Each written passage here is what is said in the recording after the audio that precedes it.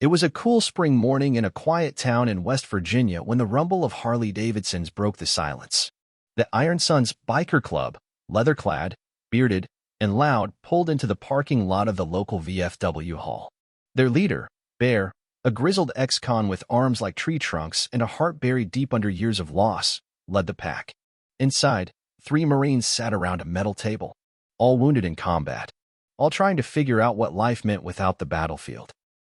Corporal Jake Whiskey Whitman lost his leg to an IED in Afghanistan. Sergeant Leo Martinez, dealing with severe PTSD and a shattered shoulder. Private First Class Danny Tran, the youngest, fresh out of surgery with shrapnel still in his side. They'd come to the VFW hoping for answers, or maybe just a reason to stay sober another day. When the bikers walked in, the air shifted. There was tension, the kind born from worlds that looked too different on the surface to ever meet eye to eye. Tattoos versus uniforms. Lawless freedom versus military order. But then Bear walked up to Jake, his heavy boots thudding on the floor, and nodded at the Marine's prosthetic leg. "You ride." Jake looked at him, surprised. "Used to. Before the sand ate my bike and my leg." Bear chuckled, then pointed outside. "We got a 3-wheeler with your name on it." And just like that, the wall started to crack. Over the next few weeks, something strange and beautiful happened. The bikers, ex-cons, recovering addicts, some veterans themselves, began showing up more often. They brought bikes. They brought stories. They brought silence when words weren't needed and noise when the ghosts got too loud. They called it throttle therapy. Every Saturday, the Marines rode with the Iron Sons, through winding country roads, under open skies. No one talked about trauma. No one talked about war. They just rode. The wind became their battlefield now, and the sound of engines drowned out the memories. Danny laughed again for the first time since the explosion that almost took his life. Leo found himself opening up, not to therapists, but to Patch, a biker who'd lost his brother to a heroin overdose. Jake rode that trike like it was his salvation. One night, after a charity ride that raised money for wounded vets, the group sat around a bonfire behind the VFW. The sky was full of stars. Bear raised his beer. "To the brothers we lost, and the brothers we found." Everyone drank. And in that moment, no one was a Marine. No one was a biker.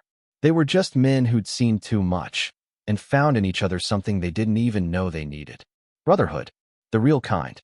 Epilogue. A year later, Steel and Semper Fi, a non-profit biker veteran alliance, was born.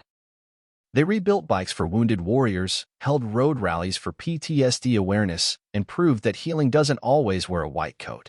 Sometimes, it wears a black leather vest and rides a Harley. The summer heat was brutal in southern West Virginia. Asphalt shimmered under the sun, and the open road burned like hellfire. But none of that mattered to Jake, Leo, or Danny anymore, not when they were riding. Every Saturday, they were joined by more veterans. Word had spread about the rides. About the Iron Sons. About how something was happening here, something raw, something real, something the VA couldn't bottle or prescribe. But not everyone was happy. Conflict brews at a town council meeting. Concern was raised. "These bikers, these veterans," said Councilman Rourke, sneering behind his glasses, "they bring noise, alcohol, and God knows what else. They bring life back to men who were dying inside," said Jenny Whitman, Jake's sister and local EMT. "You think pills and pamphlets are going to save these guys? Wake up." But Rourke wasn't alone. The Sons had a reputation from their past. Fights, smuggling rumors. And despite how they'd changed, the town's judgment was slow to follow. Bear knew it. He felt it every time someone crossed the street when they saw his cut, his biker vest, or locked their car doors at a red light. But he also knew something else. These Marines were starting to believe again. A new arrival one night, while the crew was wrenching on an old Sportster for a new veteran, a car pulled up. Out stepped Staff Sergeant Mia Rivera, a woman with sharp eyes and a limp. She walked straight to the group and tossed a duffel bag onto the table. "You got room for one more?" Danny nearly choked on his soda. Leo stood up, extending a hand. "Always." Mia had done 3 tours. The last one left her with shrapnel in her back and betrayal in her heart. Her CO had frozen when they were ambushed. Her squad paid for it. She never talked about it. Until she met Patch. They bonded over bourbon and broken pieces. And by the next ride, Mia was on a matte black Indian Scout bobber, her braids flapping in the wind, her pain screaming at her from the rearview mirror. The breakdown, but healing isn't a straight line. Jake was doing fine, until the day he saw a civilian Hummer flip off the side of a trail road. He froze. The metal crunch. The screams. He was back in Hellman. Back in the heat. Back in the dust. He dropped to his knees and couldn't breathe. Bear was the one who got him back. "Breathe, Marine," Bear said, holding Jake by the shoulders. "You ain't there. You're here. With us." Jake wept in his arms. The sons didn't flinch. Neither did the Marines. They'd all broken once. They knew that sometimes the bravest thing a man can do is let himself fall, so he can stand again. Steel and simplify. The mission grows. The crew started hosting Ride and Rise weekends, barbecue, rides, open mic nights where veterans could share their stories or just sit in silence with someone who understood. Civilians started showing up, donating, listening, and even Councilman Rourke. He showed up one night, quiet, alone. His son had taken his life 2 years after returning from Iraq. He stood there, voice shaking, and said, "I thought this was dangerous. I was wrong. You're saving lives." The sun dipped below the ridgeline. Thunder rumbled, not from a storm, but from 24 bikes starting up in unison. At the front, Bear. Behind him, Marines, bikers, ex-addicts, amputees, and one woman in black leather with a steely gaze. They weren't riding away from pain anymore. They were riding into something better. And the world? It could either keep up or get out of the way. Prologue. Old wounds ride back. The Iron Sons had a rule: leave the past behind. But the past doesn't always stay buried. One evening, as the sun bled into the mountains, a group of unknown riders rolled into town. Black bikes, no plates, cuts stitched with a red serpent on the back. The Vipers, a 1% gang from Ohio. Bear once rode with them, before prison, before he walked away from the life. And now, they were back. Their leader, Crow, had a face like sandpaper and a soul dipped in gasoline. He cornered Bear outside a gas station. "You got soft, old man. Playing dad to a bunch of broken war heroes? That ain't you." Bear didn't flinch. "You don't know me anymore." Crow smirked. "Then why are we here? You know the rules, brother. You leave the Vipers, you owe blood or bikes."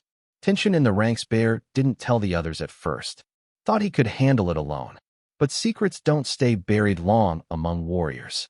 Jake noticed the bruises. Mia followed Bear one night and saw him meeting with Crow. Leo finally snapped. "You think we fought in sand and hell so you could fight this war alone?" Bear exploded. "I didn't want to drag you into my mess." Danny, quiet until now, stepped forward. "We're your mess. That's what family is. We ride together. We bleed together." The threat grows. The Vipers started making noise. Slashed tires. Fires near the clubhouse. Threats whispered to the families of the Marines. It escalated fast. Crow left a note on Bear's bike. 1 week. Leave the town. Or burn with it. They had a choice: run, fight, or fall apart. Preparing for war, the VFW hall became a fortress. Not with weapons, but with people. Locals boarded up windows. Veterans stood watch in shifts. The sheriff, once wary of the bikers, deputized Leo and Mia as temporary peacekeepers. Even Councilman Rourke showed up with a shotgun and said, "Tell me where to stand." The town had seen enough loss. They weren't going to lose this fight. Bear finally addressed the crew. "I've done a lot of wrong in my life. But riding with you, building this, it's the first thing I've ever been proud of. So if they want me, fine. But they don't get you. Not today. Not ever." The standoff. The Vipers roared into town at dawn. Dozens of bikes. They expected fear. What they saw was a wall of bikers and Marines standing shoulder to shoulder. No guns raised. No fists clenched. Just resolve. Bear walked forward alone. Crow sneered. "You gonna beg?" "No," Bear said. "I'm gonna end this." Then he held out his old Viper patch, the one they said he could never take off without blood, and lit it on fire. The wind carried the ashes through the street. For a long moment, nothing happened. Then Crow revved his engine. Last chance, traitor. Before anyone could move, Mia stepped beside Bear. Then Jake. Then Danny. Then Leo. Then Patch. Then the town. Crow looked around. He wasn't just facing bikers. He was facing something bigger. A brotherhood forged in fire and rebuilt in peace. He turned. "Let's ride." The Vipers left. Aftermath. The ride that changed everything. They didn't cheer. They didn't celebrate. They rode 30 bikes. Through town. Through the mountains. Through the storm Bear had tried to carry alone. The next day, the mayor offered Bear a key to the city. He declined. But he said, just keep the roads open. We've got more riders coming. Closing lines Steel and Semper Fi became a national movement. Chapters opened in 5 states. Bikers and Marines side by side. Healing. Building.